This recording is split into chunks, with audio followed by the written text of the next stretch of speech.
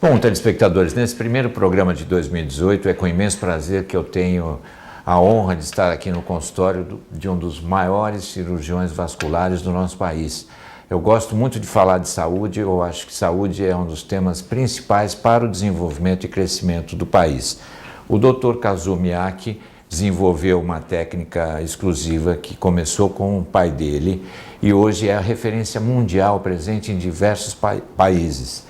E nós temos o prazer de estar com o Dr. Kazuo Miyake aqui no seu consultório para falar um pouquinho de um tema que é muito importante, que é a saúde vascular dos brasileiros e de todos os seres vivos do planeta.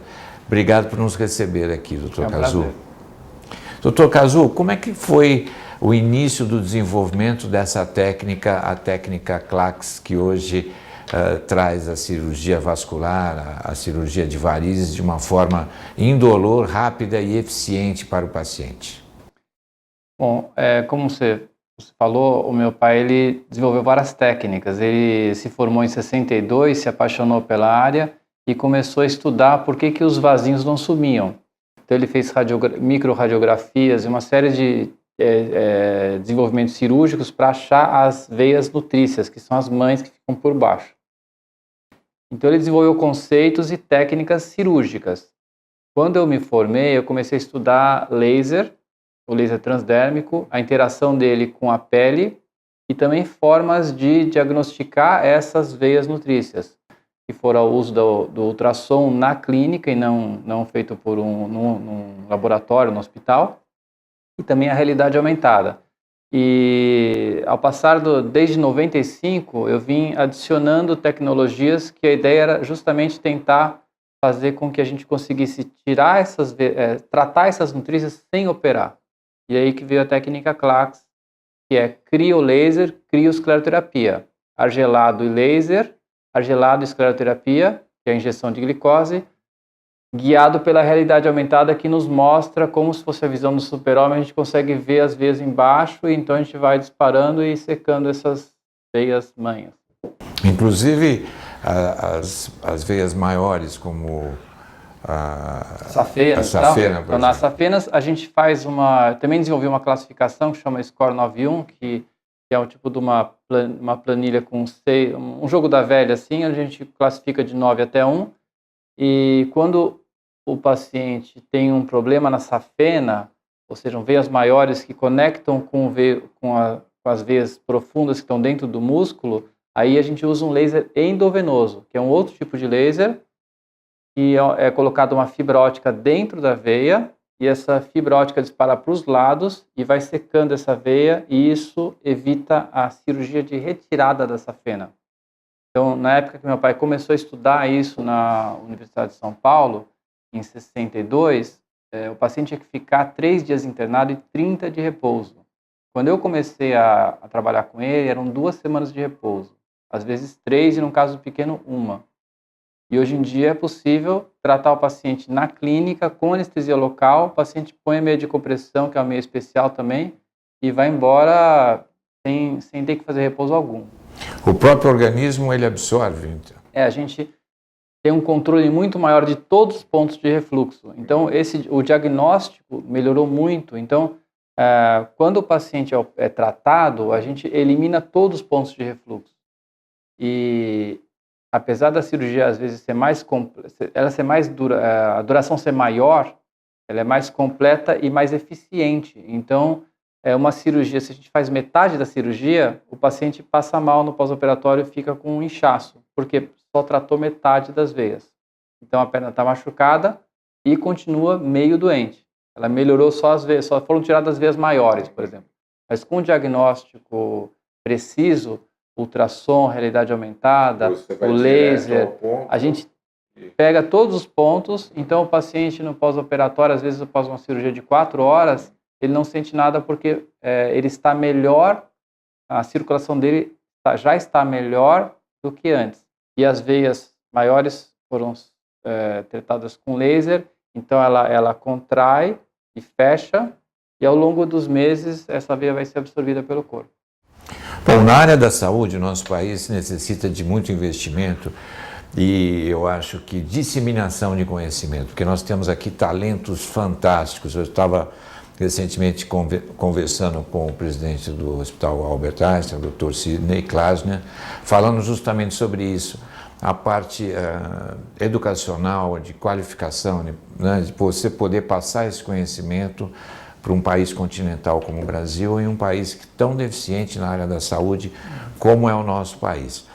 Como você trata, doutor, essa especialidade de uma maneira que é reconhecida mundialmente? E nós sabemos que o Brasil, o brasileiro, alimentação, eu acho que existem problemas aí, tem a trombose, que é um problema sério causado pelo diabetes. Quais são as principais precauções que os brasileiros devem tomar para que não se venham a acontecer entupimentos nas veias, enfim, e que possa ter uma saúde melhor para a prevenção das varizes, vamos dizer, e da trombose? O diabetes e a arteriosclerose, eles vão danificar as artérias, né? No caso das varizes, aí seriam as tromboses venosas. Então, para explicar isso rapidamente, a artéria são os vasos que levam sangue para os tecidos. E quando a gente tem uma trombose nas artérias, é muito grave, porque esse tecido vai morrer. É que nem um infarto, é uma trombose na artéria que vai para o coração. O próprio coração bombeia e ele é o primeiro cliente dele mesmo, porque ele é uma máquina que necessita de energia e oxigênio. Então, com isso, é muito importante a gente consultar sempre um médico, fazer um check-up para manter o açúcar, o nível de açúcar correto, a pressão correta, a alimentação saudável, não exagerar na gordura, atividade física regular. Muitas pessoas confundem atividade física intensa com qualidade de vida. Qualidade de vida, a gente precisa de se mexer o dia todo.